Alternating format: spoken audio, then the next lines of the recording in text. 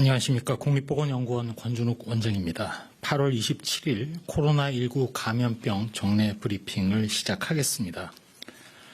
먼저 코로나19의 전 세계적인 발생 동향에 관해서 정리해 드리겠습니다. 전 세계 코로나19 발생 상황을 보면 8주 연속 증가한 이후 최근 주간 신규 발생은 정체 상태를 보이고 있습니다.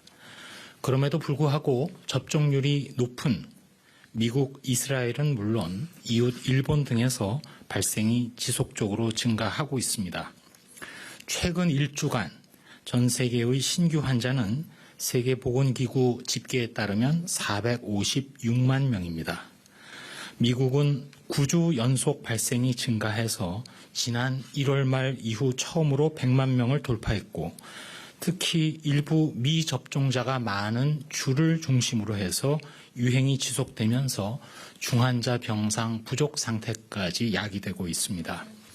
이스라엘의 경우는 전주 대비 확진자가 32% 정도 증가했고 60세 이상 중환자를 중심으로 환자가 늘고 있으며 미접종자의 비율이 높은 상황입니다. 이웃 일본도 9주 연속 발생이 증가하며 역대 최대 발생이 지속되고 있습니다.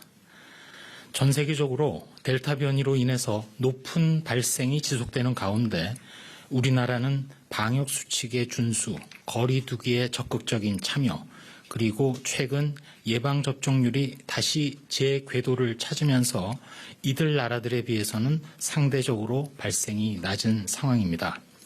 우리나라의 100만 명당 주간 확진자 수는 243명이며 지난주 대비 소폭 감소하였고, 미국은 3천여 명, 영국은 3,200여 명, 이스라엘은 6천여 명 정도로 증가된 상황입니다. 100만 명당 주간 사망자의 경우에도 우리나라를 포함해서 주요 모든 국가들에서 모두 증가하였으나 우리나라는 상대적으로 낮은 사망률을 보고하고 있습니다. 다음으로는 국내 예방접종 완료자의 해외 입국 시 검사 및 격리 면제 기준 변경에 관해서 말씀드리겠습니다.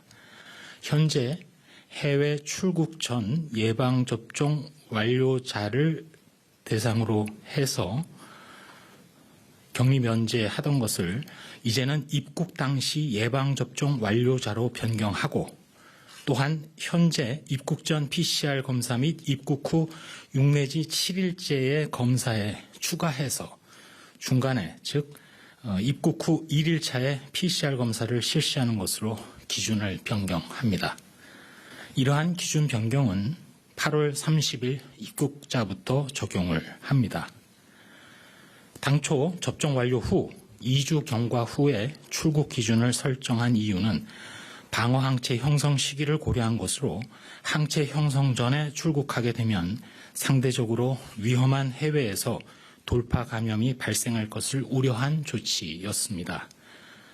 그런데 입국자의 편의와 행정 효율 증대를 위해서 격리 면제 기준을 접종 완료 후 2주가 경과된 이후에 입국한 경우로 변경하는 것입니다.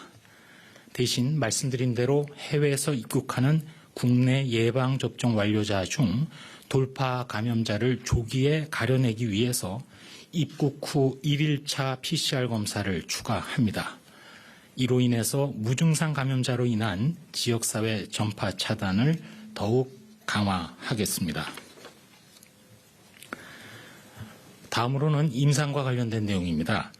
코로나19 후유증 등 연구의 중간 결과와 동향을 말씀드리겠습니다. 국립보건연구원 산하 국립감염병연구소에서는 국내 의료기관과 협력하여 코로나19 회복 환자를 대상으로 후유증 관련 연구를 수행하고 있습니다.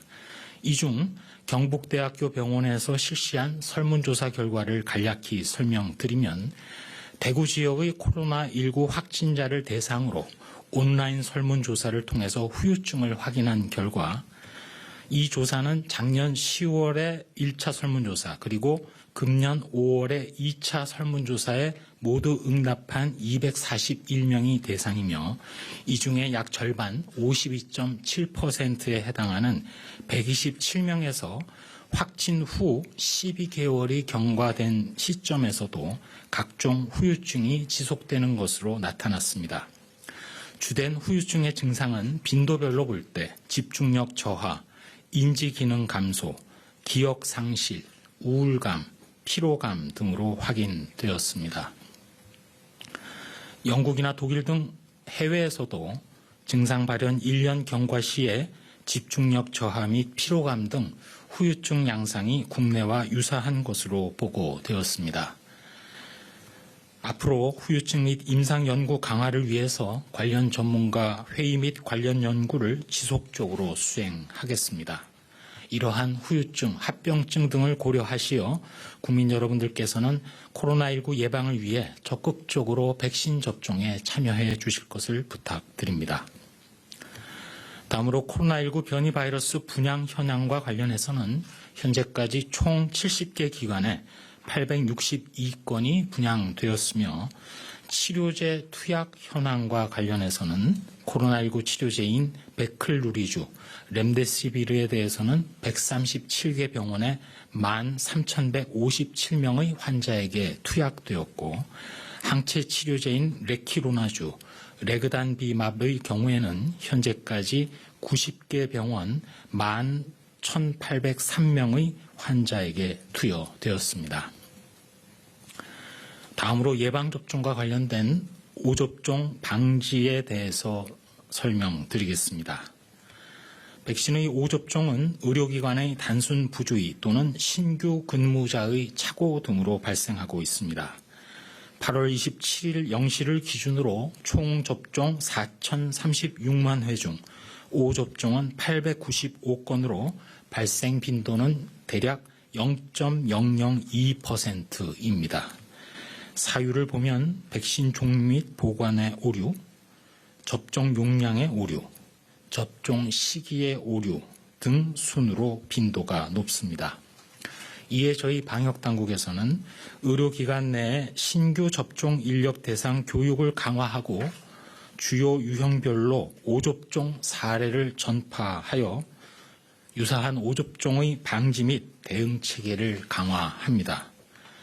한편 5접종 방지를 위해 관계기관과 합동으로 의료기관의 안전접종 준비 현황을 점검 및 보완하고 의료기관 내에 자체 점검을 상시 지원하는 체크리스트는 이미 지난 7월 중에 배부한 바 있다는 말씀을 드립니다. 네, 한 말씀 드리도록 하겠습니다. 코로나19의 국내 발생은 여전히 4자리 수 규모입니다. 다만 지난주에 동일한 시기보다는 낮은 수준이긴 합니다. 그럼에도 여전히 향후 추세가 중요합니다. 당장 맞이하는 주말에도 거리 두기, 마스크 착용 등 수칙 준수를 거듭 요청드립니다. 말씀드린 대로 국내 백신 접종은 다시 궤도에 올라 속도를 내고 있습니다. 이번 주 전 세계적으로 코로나19의 백신 접종은 50억 회분 이상 이루어졌습니다. 이러한 접종 확대는 전 세계적인 코로나19의 유행 관리는 물론 새로운 변이의 출현 그리고 확산을 막는 데 있어서 매우 중요한 의미가 있습니다. 또한 최근 의미 있는 양상도 관찰이 됩니다. 접종 완료율이 70%를 넘어선 국가들, 예를 들어서 아이슬란드에서는 비록 코로나19가 유행이 지속은 됩니다만 지난 5월 이후 사망자가 없는 상황입니다. 또한 우루과이나 덴마크 등에서도 사망자 규모를 낮게 유지하고 있습니다. 그러나 접종 완료율이 50%를 갓 넘어선 미국이라든지 60%에 도달하기 직전에 거리 두기를 완화한 영국 등에서는 코로나19가 다시 증가하면서 사망자도 증가하고 있습니다. 세계보건기구 WHO에서는 아까 말씀드린 대로 이번 주에 전 세계 코로나19가 정점에 이르렀다고 판단하고 있습니다. 이는 거리 두기 외에 세계적으로 백신 접종이 확대되면서 나타나는 양상으로 전 세계 코로나 유행 곡선을 보면 이번이 세 번째 유행인데 델타 등 주요 변이의 확산에도 불구하고 이 세 번째 유행이 가장 규모가 작습니다. 동시에 WHO는 백신 접종에도 불구하고 각국이 거리 두기 이완에 대해서는 신중하게 결정할 것을 권고하고 있습니다. 앞으로 우리나라도 코로나19 상황과 백신 접종, 변이 유행 상황이 중요합니다. 동시에 서두르지 않도록 얘기하는 WHO 그리고 전문가 의견을 말씀드리면서 갈수록 더 신중하고 침착하게 해야 하기에 앞으로도 철저하게 수칙을 지켜주시고 동시에 안전하고 건강한 주말을 맞으시기 바랍니다.